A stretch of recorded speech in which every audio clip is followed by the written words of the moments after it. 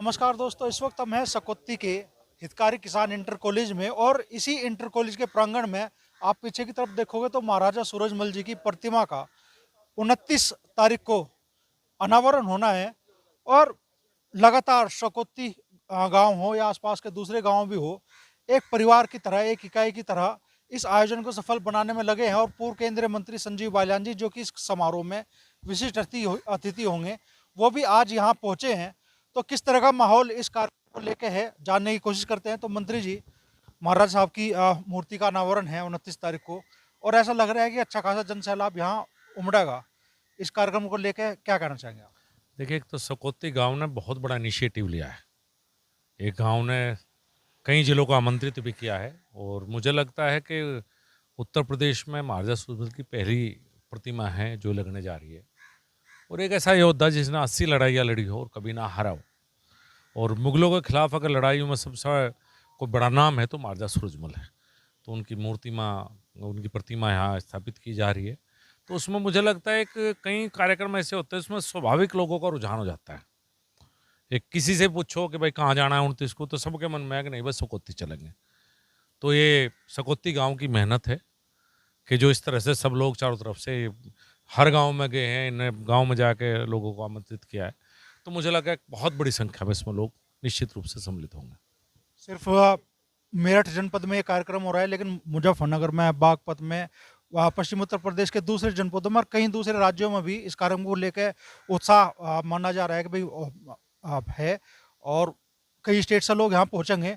तो क्या लग रहा है कि कितनी बड़ी संख्या में इस कार्यक्रम में लोग पहुँचेंगे यहाँ?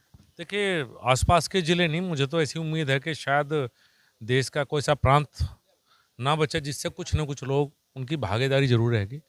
और ये लोगों का कार्यक्रम है, कोई राजनीतिक रैली तो है नहीं कि हिसाब किताब पहले लगाया जाए, भाई कितनी क्या है। यहाँ तो लोग भी अपने साथ आएंगे, लेकिन उत्साह है लोगों में। और कोई ऐसा नहीं कि भाई जब गांव वालों का निमंत्रण है तो व्यवस्थाएं तो खुद करनी है। किसी गांव को आना तो ट्रैक्टर पर आना है, गाड़ी में आना है या बस में भी आना है, तो खुद व्यवस्था करके लोग लेकर आ रहे हैं। लेकिन मुझे माहौल से देख कर लग रहा है काफ़ी बड़ी संख्या में लोग यहाँ पर आएंगे उस दिन। पश्चिमी उत्तर प्रदेश में अरसे बाद जाट समाज का कोई बड़ा मंच लगने जा रहा है। बड़ी तादाद में समाज का कोई ऐसा कार्यक्रम होगा जिसमें उम्मीद की जा रही है कि बड़ी तादाद में लोग पहुंचेंगे। तो किन मुद्दों को आवाज़ मिलनी चाहिए इस मंच से? देखिए, जब यहाँ आए हैं सकोती, मुख्य कार्यक्रम तो ही महाराजा सूरजमल की मूर्ति का अनावरण है और नई पीढ़ी इनके बारे में जाने। बहुत से लोगों को नहीं पता कि जहाँ आज हम और आप खड़े हैं, जब महाराजा सूरजमल की हिंडन के किनारे पे हत्या हुई, उनको जब दिल्ली पर आक्रमण किया, तो महाराजा जवाहर सिंह ने जब दिल्ली जीती और दिल्ली जीतने के बाद वापस भरतपुर गए, तो ये सरधना रियासत मुगलों के द्वारा महाराजा जवाहर सिंह को दी गई थी। और महाराजा जवाहर सिंह के सेनापति समरू ने यहाँ राज किया, बाद में सबरू बेगम ने। तो एक तरह से कह सकते हैं कि हमारा जो क्षेत्र है बागपत का, मेरठ का, मुजफ्फरनगर का, ये भरतपुर रियासत के अंतर्गत कुछ समय तक के लिए रहा बहुत से लोगों को। तो ऐसे ही कुछ इतिहास के बारे में जानकारी है। और जब समाज का कार्यक्रम है तो सामाजिक मुद्दों पर भी चर्चा स्वाभाविक रूप से होगी। कहते तो ये भी है कि महारानी किशोरी जी जब हरिद्वार में उनके साथ गलत व्यवहार हुआ, बेअदबी हुई, तो यही एक क्षेत्र खटा हुआ था उनके सम्मान में। हाँ, शुरुआत यहीं से हुई थी कि महारानी किशोरी गंगा स्नान के लिए हरिद्वार आई थी। कुछ उनके साथ सैनिक थे ही वहाँ। जो चूँकि ये सारा इलाका मुगलों के अंतर्गत आता उस समय, तो वहाँ कुछ बदतमीजियाँ महारानी किशोरी के साथ हुई, एक लड़ाई हुई। और जिस लड़ाई में मेरठ, मुजफ्फरनगर, बागपत, शामली इस क्षेत्र के लोग पहुँचे वहाँ, और महारानी किशोरी को सुरक्षित निकाल के भरतपुर तक छोड़ के आए। और उसी बात पे महाराजा सूरजमल ने दिल्ली पर आक्रमण किया और जब हिंडन के किनारे शिविर लगा दिया, हिंडन तक पहुँच गए थे, दिल्ली के किनारे थे, हमारे उत्तर प्रदेश में ही वो शहीद हुए। हिंडन के किनारे रात को निरीक्षण कर रहे थे अपने शिविर का, और उन्हें घात लगाकर उन पर हमला किया गया और वहाँ वो वीरगति को प्राप्त हुई। और उसके बाद जवाहर सिंह ने दिल्ली जीती, जो लाल किले का कपाट उखाड़ के ले गए थे, वो आज भी डींग के किले में मौजूद है। तो बड़े किस्से कहानियाँ हैं। ये नई पीढ़ी है, नई पीढ़ी भी इन किस्से कहानियों को जान ले। तो राजनीतिक विषय भी क्या इस मंच से उठाएंगे, क्योंकि समाज का जो राजनीतिक प्रभाव है वो माना जा रहा है कि पहले के मुकाबले बहुत कम होता जा रहा है। तो क्या चिंतन का विषय ये भी होना चाहिए? देखिए, पहली बात तो बहुत से दूसरे समाज के भी लोग भी इसमें आएंगे। और चूँकि महाराजा सूरजमल कोई एक जाति से तो बंधे हुए महापुरुष को कभी नहीं रखते, तो इसमें स्वागत पहली बात तो मेरे विचार से सभी का ही है, सर्व समाज इसमें साथ रहे।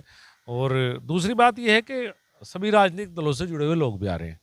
तो मेरे विचार से राजनीतिक मुद्दे ना उठें तो ज़्यादा बेहतर है। राजनीतिक मुद्दों के लिए बहुत समय राजनीति तो हम सब लोग करते रहते हैं।